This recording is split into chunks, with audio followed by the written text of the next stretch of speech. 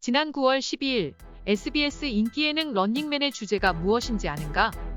바로 죄수의 딜레마다. 유명 예능에서도 소재가 될 만큼 흥미로운 죄수의 딜레마에 대해 알아보자.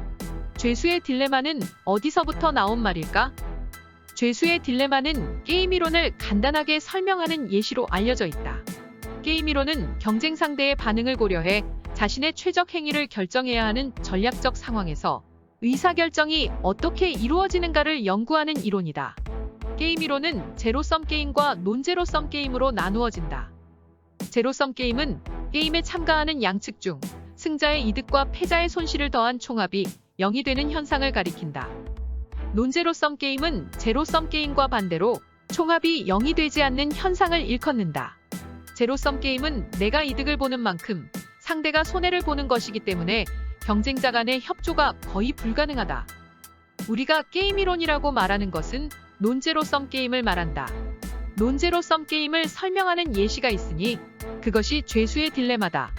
1950년 미국 국방성 소속 연구소의 경제학자 메릴 플로드와 멜빈 드레셔가 게임 이론과 관련된 연구와 실험을 진행하였고, 서로 협력하는 것이 가장 좋은 상황에서 서로를 믿지 못해 협력하지 않는 현상을 설명했다. 이후 1992년 프린스턴 대학교의 수학자 앨버트 터커가 게임 이론을 설명하는 강연에서 유죄 인정에 대한 협상을 벌이는 두 죄수의 모습을 두고 이러한 상황을 죄수의 딜레마로 지칭하게 되었다. 죄수의 딜레마를 보다 쉽게 이해하기 위해서 앞서 언급한 런닝맨의 상황을 통해 알아보자. 숨은 마피아 2명이 존재하고 시민은 의심되는 두 사람을 선택하여 신문한다. 지목된 두 사람은 각자 침묵할지 자백할지 선택하게 된다.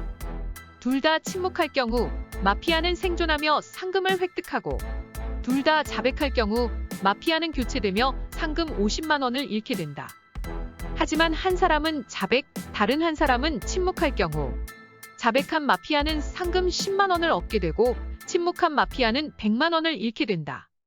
나의 이익을 위해 상대방을 배신할 것인지, 상대방을 믿고 신뢰를 유지할 것인지, 그 결과 두 사람은 어떤 선택을 할까?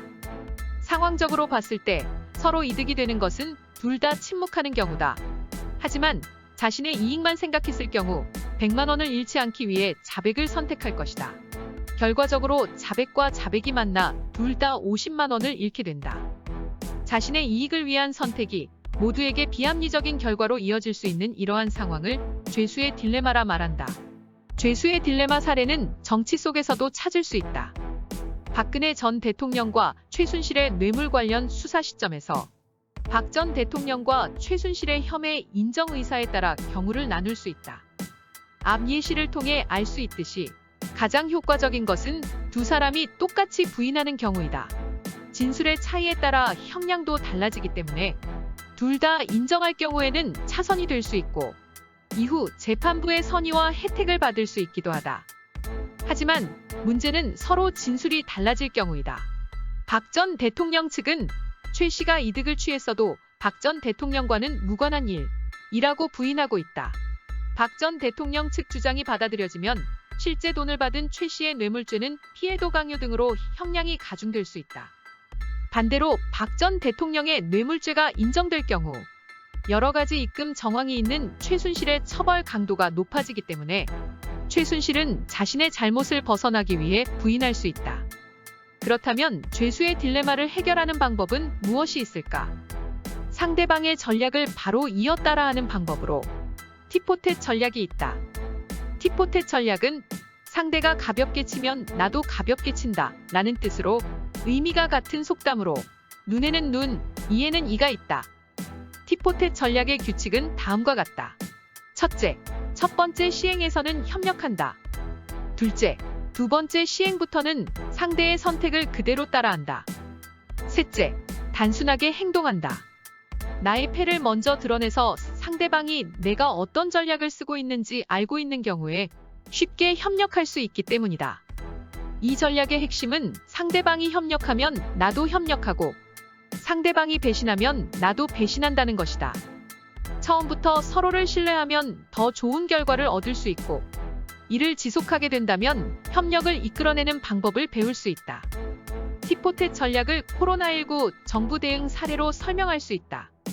2020년 3월 6일 전 세계가 코로나19 방역을 위해 안팎으로 총력을 기울이고 있는 가운데 아베 총리는 전문가 의견을 제대로 반영하지 않고 사전 협의가 충분히 이루어지지 않은 상태에서 입국 제한 조치를 강화하였다. 일본은 9일부터 한국과 중국에서 오는 입국자를 대상으로 한 검역을 강화하고 2주간 대기하게 하는 한편 일본 내 대중교통을 사용하지 말 것을 요청했다. 또한 한국 내 입국 금지 지역도 확대했다. 대구, 경북 청도, 안동, 경산, 칠곡 등에 머무른 이력이 있는 외국인의 입국까지 거부하고 항공 여객편 도착 공항을 나리타 공항과 간사이 공항으로 한정하며 한국과 중국으로부터 오는 선박까지 여객 운송 중지를 요청했다. 사실상 한국에 대한 전면적 입국 금지 조치에 나선 것이다. 이에 한국 정부는 하루 만에 티포텟 전략으로 대응했다. 90일 이내 단기 체류 시 무비자로 한국을 방문할 수 있는 제도를 중단하고 중국으로부터 입국하는 외국인을 대상으로 적용하고 있는 특별 입국 절차를 일본발 입국 외국인에게도 적용할 것이라 밝혔다. 이어 코로나19 감염이 지속해서 확산되고 있는 추세를 보이고 있기에 국민의 감염 피해 노출을 한층 우려되는 상황임을 고려하여 일본 전 지역의 여행 경보를 2단계로 상향 조치했다. 이러지도 저러지도 못하는 죄수의 딜레마 상황에서 나의 이익을 위해 움직일 것인가? 상대와의 신뢰를 잃지 않기 위해 협력하여 행동할 것인가? 어느 선택이 옳은지 그른지 정확하게 판단하기는 어렵다. 죄수의 딜레마는 일상생활에서도 충분히 일어날 수 있다. 이에 어떤 선택을 하는지는 자신의 몫이다. 하지만 나만 생각하고 행동하는 것은 결과적으로 이롭지 않을 수 있기에 주의할 필요가 있다.